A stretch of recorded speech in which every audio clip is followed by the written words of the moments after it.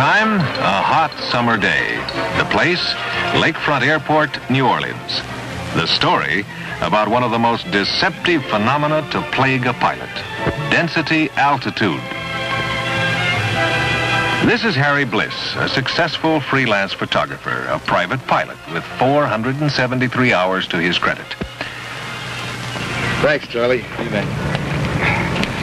Hey, Charlie, give me that case there, will you? Sure. Thanks.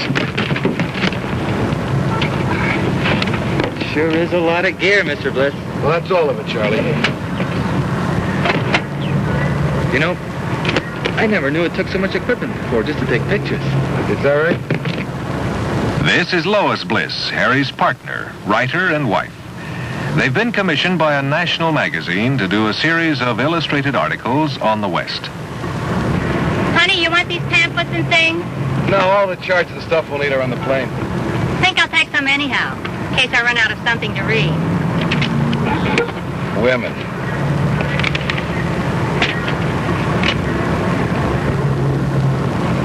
Oh, be careful now. Remember, you've got a big load on board. You're not referring to me now, are you, Charlie? Oh, no. Just your luggage and your equipment. Why? You think we're overloaded? Well, Don't worry, honey, I checked. And we're carrying exactly what the manual said we can. Fine. remember, Mr. Bliss, it's just a machine. Yeah, but what a machine. With this baby, we can go anywhere we want to.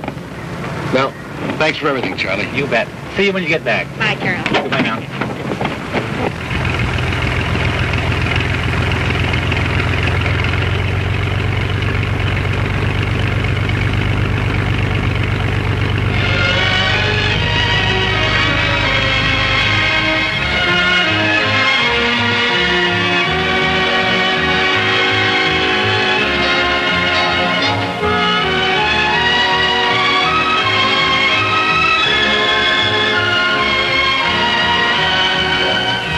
So our story begins.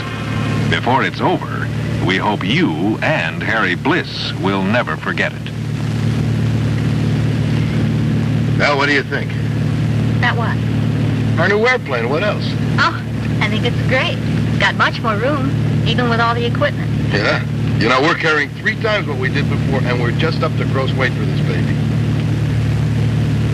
A common assumption made by many experienced pilots, but wrong.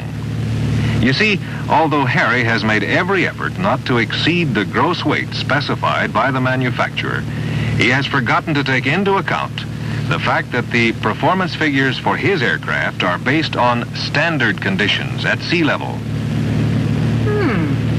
Indicated airspeed on initial climb. 92 miles per hour.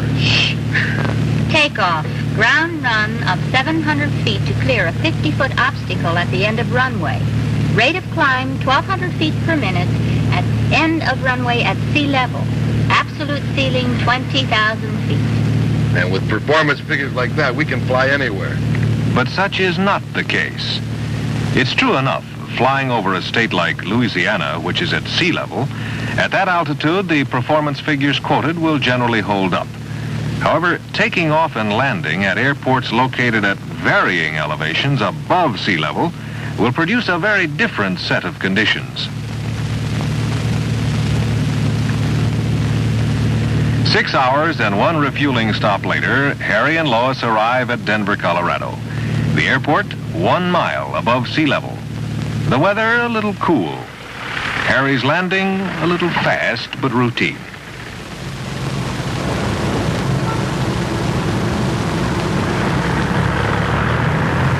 Say, there goes one of those new model Bonanzas we were just talking about. I'm going to go get a better look. See you later, Pete.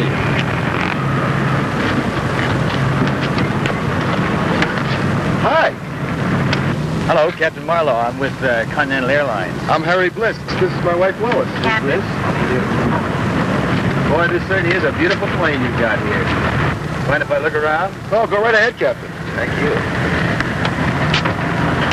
Of course, it isn't as big and elaborate as the ones you fly, but she has everything in an aircraft I've ever wanted. Yeah, I see what you mean. Do you fly, Mrs. Bliss? No, I leave that to my husband. You got a lot of room back there.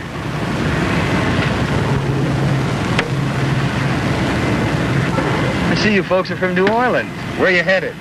We're on a photographic assignment to cover the West. First time in the high country? As a matter of fact, it is, isn't it, honey? Uh-huh. But we sure love the scenery. How does your plane perform at this altitude with a full load? Well, it has a ceiling of 20,000 feet and enough power to take us anywhere we want to go.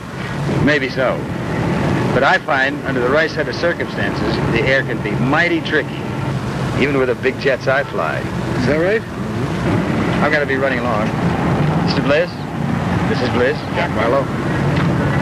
Oh, say, if you're planning to travel in areas that you're not familiar with, I suggest you talk to the airport operators about local conditions in their areas. Thank you, Captain. Not at all. All right. Well, honey, you usually do that, don't you?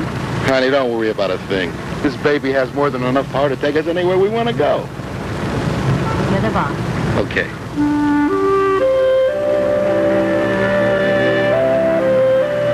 His takeoff from Denver, apparently routine. A little long, perhaps. But Harry didn't notice it on this unusually cool day. 1 cubic foot of warm air is less dense than a cubic foot of cold air. Oh, I'm reading Private Pilot's Handbook of Aeronautical Knowledge. Ever read it? Oh, yeah. Listen to this.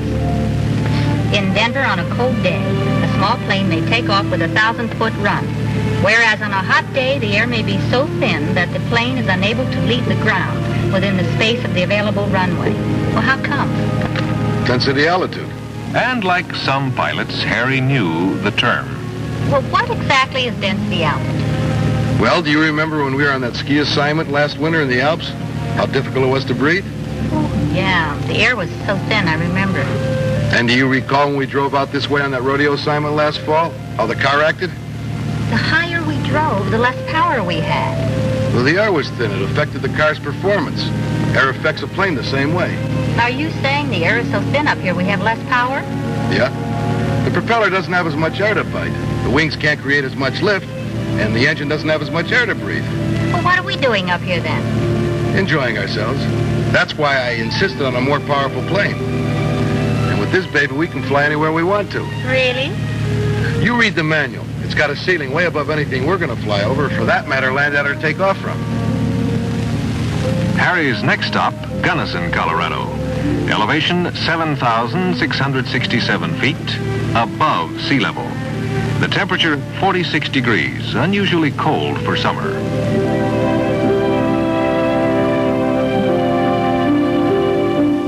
With a 20-knot wind to slow him down, Harry Bliss lands with runway to spare.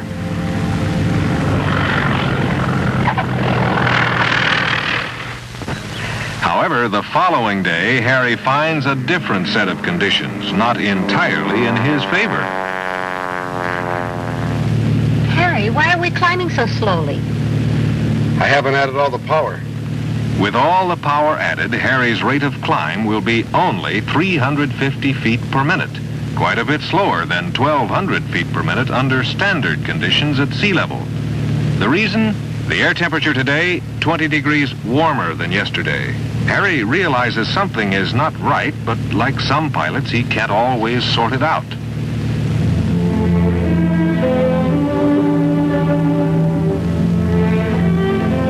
Are we backtracking? I thought we'd stop at Leadville. Want to try something? What? Well, Leadville has the highest altitude airport in the United States. If we can land and take off from there, we can do the same anywhere.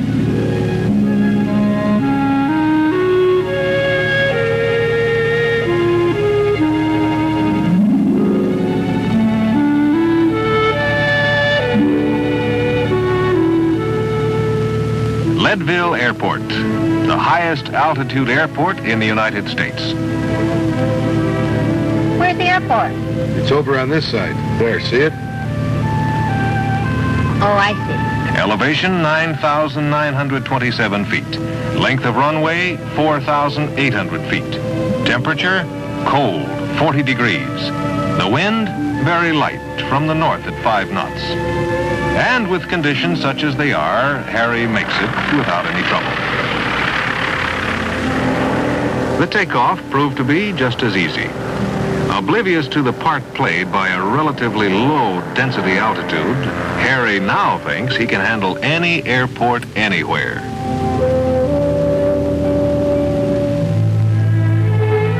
next leg of the journey, Monument Valley, Utah. Honey, give me the camera, will you? I can't wait to get down there and get started. Everywhere you look, there's a picture.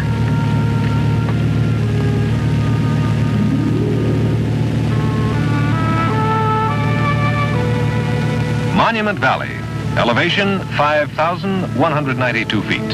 Length of dirt runway 3,000 feet. The temperature 88 degrees. The wind calm.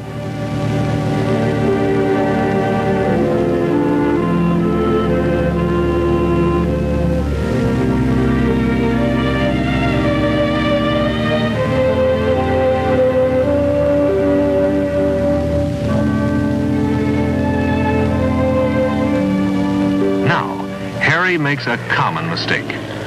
Overlooking the relative ground speed, Harry comes in with extra airspeed and a bit too high. As a result, he touched down a little long and fast.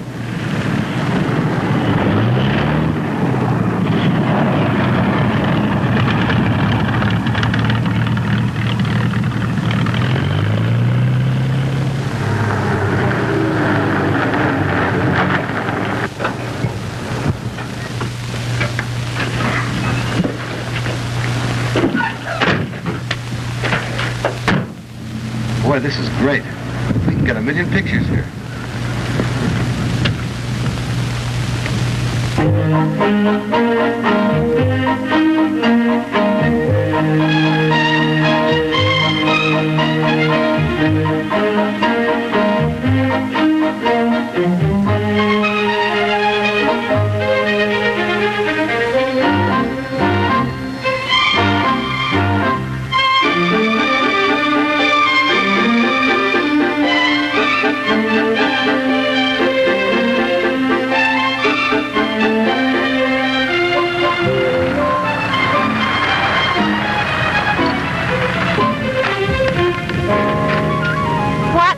Is that? Honey, you remember that old Indian pottery we saw at the museum? Well, I found some. Are you kidding? It must weigh a ton. We can't carry that extra weight.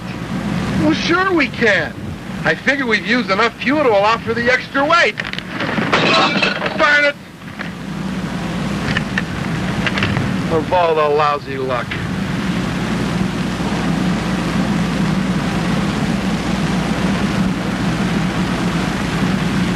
Phew, it's hot. Claire!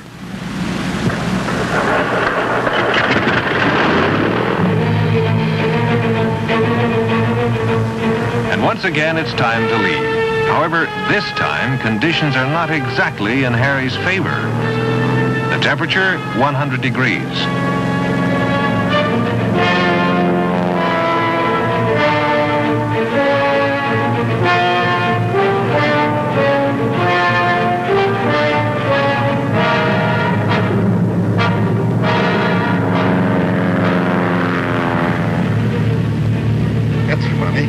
The altitude here is less than it was at Leadville.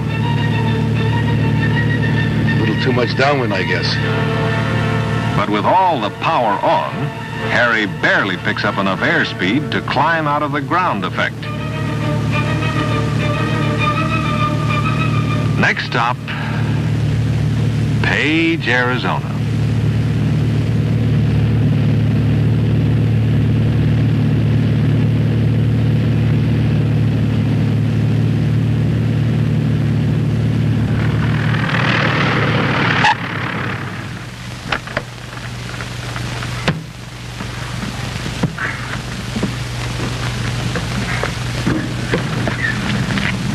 Honey, I'm going to line up a chopper and pilots for tomorrow. Yeah? Why don't you find us a place to stay tonight, huh? Okay.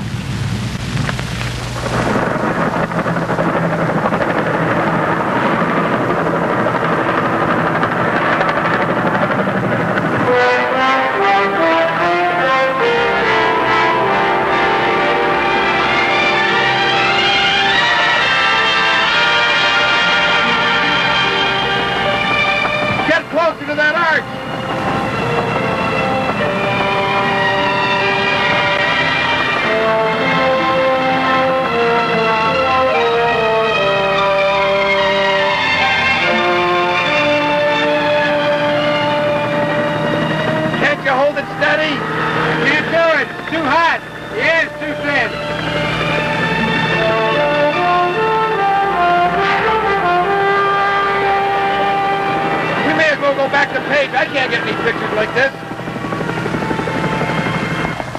Density altitude affects all aircraft.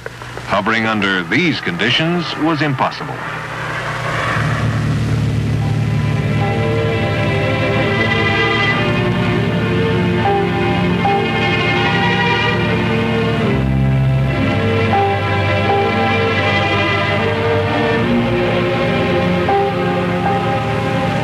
Destination in sight. Tahoe, California, elevation 6,263 feet. There it is. For a minute there, I thought we were lost. When in doubt, always follow the railroad tracks. That's why I thought we were lost. There aren't any.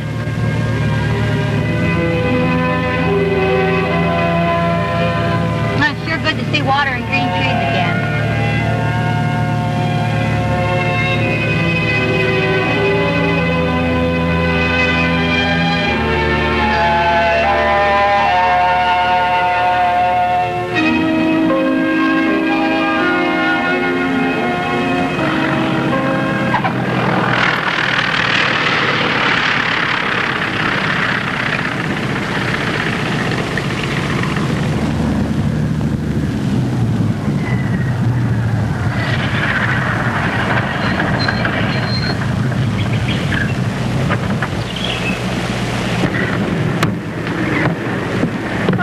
Is it a lovely day? It sure is.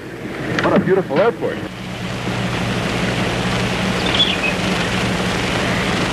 Elevation, 6,263 feet.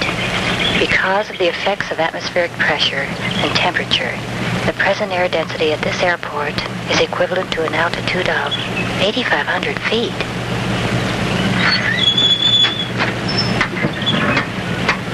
Honey, the reservations are okay, and I've got a car. Listen, I've been reading this density altitude sign. Don't you think you ought to check it before you leave? Yeah, okay.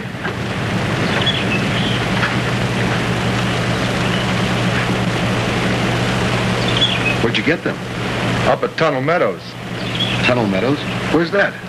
It's up in the mountains, about 200 miles from here. What's the best way to get there? Well, I fly. There's an 1,800-foot landing strip that just happens to be right alongside of the trout stream. Hey, great. How high is it?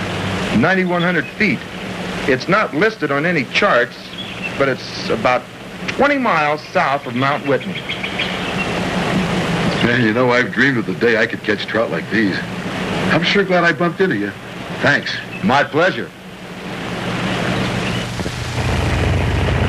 Harry, you didn't read that sign. Honey, I meant to. Guess I've forgotten all the excitement. In the next few minutes, Harry will regret he didn't. For once again, he has come face to face with the adverse effects of density altitude.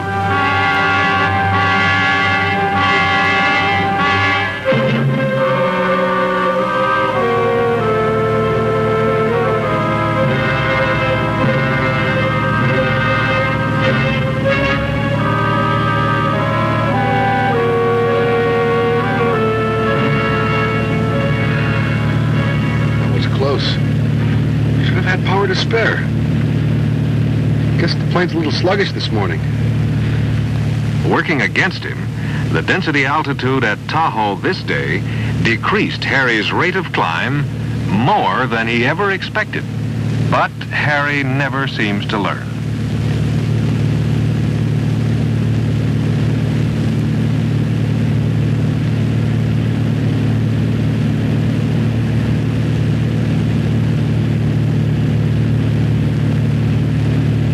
There it is. Looks kind of small, doesn't it? Harry's never been so eager to land anywhere before. As usual, his approach, high and fast. This time, nothing is in his favor. Altitude, 9,100 feet. Temperature in the high 70s. The 1,800 feet of runway quickly pass under him. Harry, let's get out of here. With full power on, his rate of climb barely 350 feet per minute.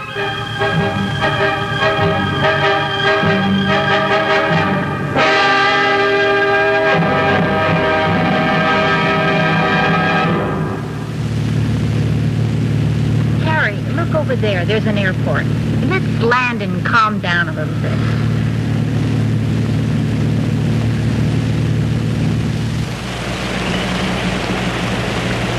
Howdy, folks. Can I help you? Say, what kind of airport you guys got around here? Sounds like you two tried to get into Tunnel Meadows. That's right, we did. How do you know? Well, for one thing, the fishing lures gave you away. You're not the only one to land here after Tunnel Meadows. It's the darndest place I've ever seen. I've landed at higher altitude airports before. What's so special about Tunnel Meadows? Well, that's a long story. Why don't we go sit in the shade, have a cold drink, and talk it over? Well, I could sure use one right now. Here we are. Make yourself comfortable.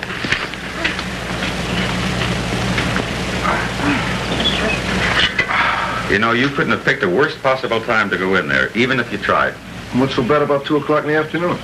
Well, if I've calculated correctly, I'll bet the density altitude must have been about 13,000 feet. There's that word again. Well, how do you figure that? Well, don't you have one of these computers? I guess we left it at home. Well, it pays to have it with you all the time. It's handy and simple to use. You know, in order to take off, a plane must produce lift. And to produce lift, it must have a certain forward flying speed or have the wind blowing against it. So far, I'm with you. The propeller must produce its proper pull or thrust, and the power developed must be sufficient to turn the propeller the desired number of revolutions. Now, as you probably know, the performance specifications for most small planes are based on standard conditions at sea level, as indicated in your flight manual. I get it. What you're saying is, under the temperature and elevation, or the conditions that existed, I couldn't expect my plane to perform as I was trying to get it to do. That's right. There's nothing wrong with your plane. The manufacturer built in a certain performance, and you can't expect more from any plane than the manufacturer designed it for. That's where I goofed. When you have a high temperature and a high elevation and a low pressure system over the area and maybe a little moisture, you have all the variables that make up density altitude. Absolutely. Temperature, pressure, altitude, and moisture make up density altitude.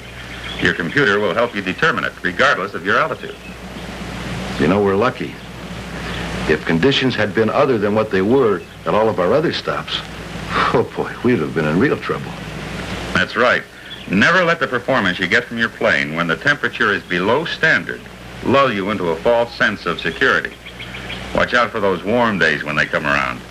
Check your density altitude to be sure of your actual performance. But if you have to take off and climb from a field with a high temperature and a high density altitude, what do you do? Well, leave early in the morning or late in the afternoon when the air cools. Avoid trying to take off or land or climb between 10 a.m. and 5 p.m. The situation grows more critical between those hours. You know, it's even possible for you to run into a condition where the density altitude is higher than the ceiling of your aircraft. That's what the helicopter pilot was trying to tell me. Well, I'll be. You know something? I'd still like to go after those golden trout. Oh, come on, Harry. You fly in there? Well, sure, I fly it regularly. I have a contract with the Forest Service to take their men and supplies up there several times a week. Would you take us? I'd be glad to pay you. That won't be necessary. I've been wanting to go fishing up there myself. What type of a plane do you fly into Tunnel Meadows? Well, come on, I'll show you.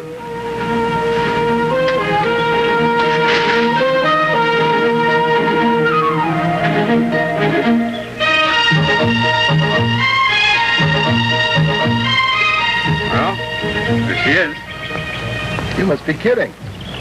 After what we went through in our new one? Well, yes, I guess maybe I am. However, I flew this bird in there for 20 years. She's my pride and joy. Well, she's a beauty. Okay, no offense. Look, so I can see how it should be done. Will you fly us in there in our Bonanza? Okay. Like I said before, your plane is just fine. Once you get to know the ins and outs of mountain flying, you'll be able to make Tunnel Meadows yourself. Now, I suggest that we leave the first thing in the morning and be sure to pack a good lunch. We may have to wait around a bit for the temperature to cool off before we take off again. Anything you say. Oh, and one more thing. Don't take on any more fuel, and let's get rid of some of that baggage. Sure thing.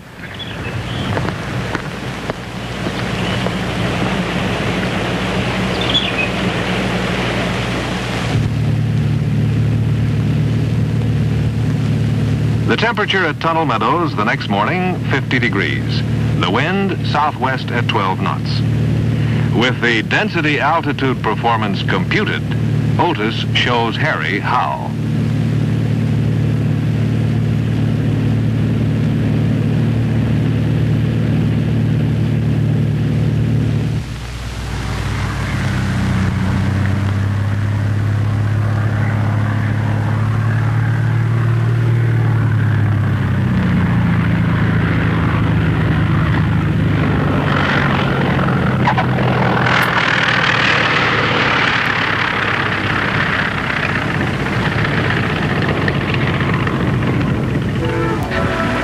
Sure is easy when you know how.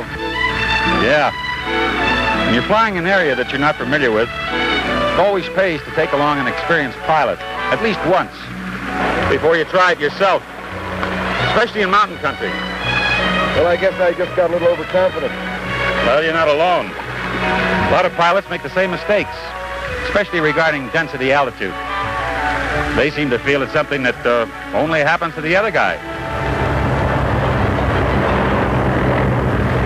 Look at that nut trying to land here at this hour.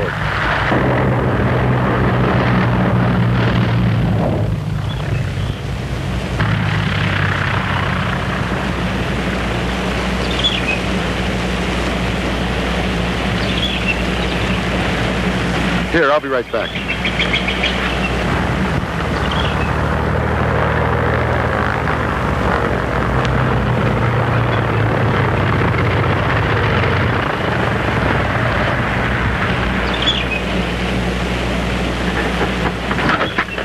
Hi there.